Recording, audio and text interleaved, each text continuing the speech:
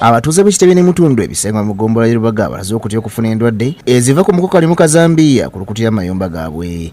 Bano bakedde kwekandaga nga balaga obutali bumativu eri abagagga bazimba ku myala ne gifunda n'abalina ebikomera ku ttaka Zambia buli kiro nga lwo n'abazibu kulya zikabonyo mu myala buli nkuba lw'etonnya.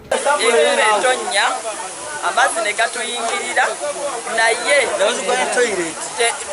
ne bagula toyireti ne zituyingirira naye ne tuloopa nga tebatufaako.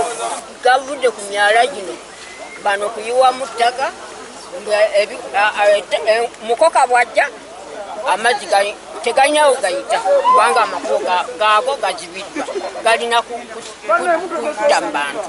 Batulamuza ebifo ebisinga okubeeramu embeera eno ne basaba abakulembeze baabwe ku nninga okwogerako n'abagagga basobole okutaasa embeera eyinza okuddirira.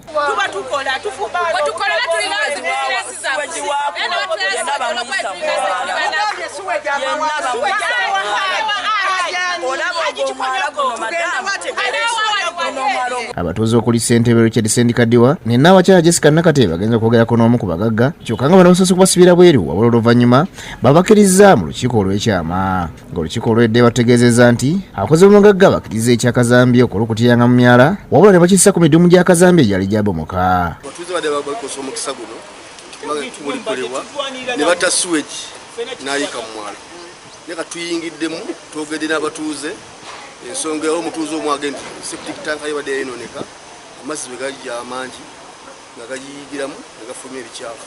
Ebikka ne mubiwulira kwegamba nga n'oyingira ne mu nnyumba nga byonna byayingidde dda. Gavumenti tuyambe bano ebintu bya factories byetaaga bweru wakibuga so sife mu bantu.